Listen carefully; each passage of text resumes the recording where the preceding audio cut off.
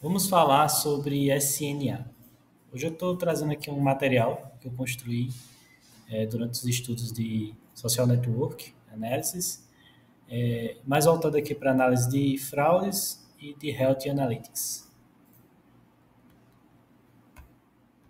Primeiramente aqui as ferramentas, né, utilizadas, o pacote e também os pré-requisitos para você chegar a uma análise como essa, do exemplo. Vai ser necessário a utilização do Python na sua versão 3.10 ou superior, uma base de dados já estruturada no modelo de entidade e relação, né? Que é tecnicamente aquele modelo de grafo que é conhecido como Node-RED ou Property Graph Model. Os pacotes que eu utilizei para fazer essas análises foram Pandas, o NetworkX e o Matplotlib. Matplotlib é apenas para o plot dos gráficos, para a construção dos gráficos NetworkX, e Pandas para a gestão ali da estrutura dos data frames. A base de dados que eu utilizei aqui é uma base de dados exemplificativa, né? São só dados fictícios, e ela aborda o contexto da saúde. É uma base composta por relações e pesos entre as entidades de prestador, né? Clínicas, laboratórios, médico solicitante do serviço, beneficiário, grupo de serviços também, como consultas, exames, terapias e cirurgias. Aqui nos grupos de serviço, eles teriam os pesos de acordo com a complexidade do procedimento, né? Então, uma consulta com um peso um pouco menor, o exame com um peso um pouco menor, a terapia talvez um pouco superior e a cirurgia um peso maior. O plot da rede ele é realizado a partir do Matplotlib, né?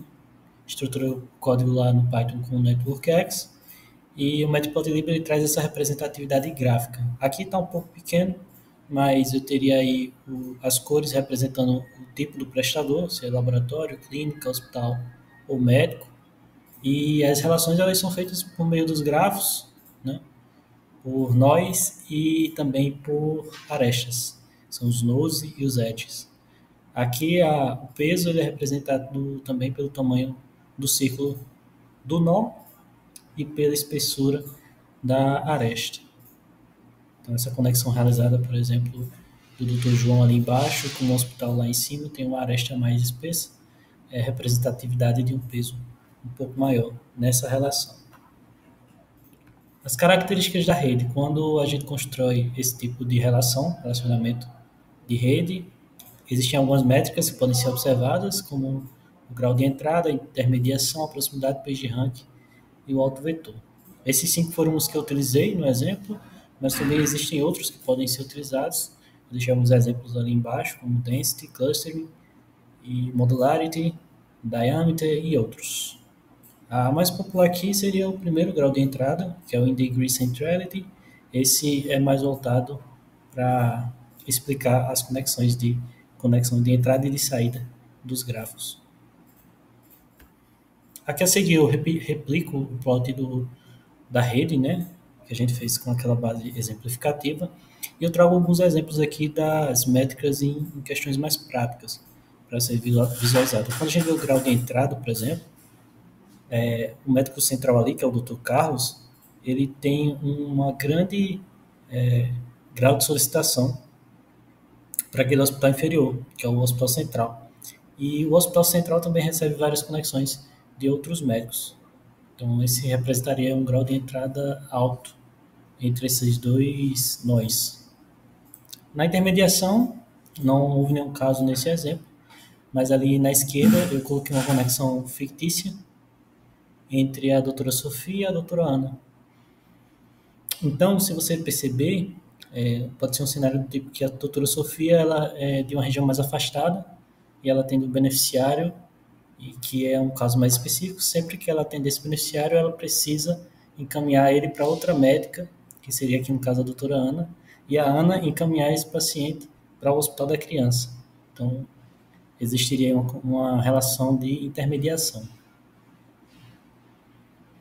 Com relação à proximidade, a proximidade ela se representa quando um nó central ele tem um acesso muito fácil a vários outros nós. Então, por exemplo, o Dr. Carlos ali ao meio, ele teria acesso tanto ao hospital quanto ao laboratório, e eu crio uma conexão fictícia ali com uma clínica.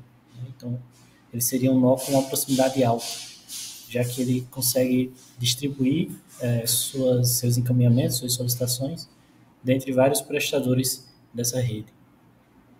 O PageRank ele representa muito o voto de confiança, então seriam os nós mais representativos ali naquela relação. O Dr. Caos aí seria um desses, por exemplo. E o autovetor, ele representa, no caso prático, poderia dar uma relação entre dois nós, uma relação não somente numérica, mas no sentido de que, por exemplo, aquele doutor ali embaixo, Pedro, ele poderia ter uma negociação com a clínica, o ortocenter ali em cima, os círculos cinzas. E essa relação seria representada do tipo de que a clínica sempre indica o doutor Pedro e o doutor Pedro sempre indica a clínica. E aí essa relação entre eles dois geraria um autovetor elevado.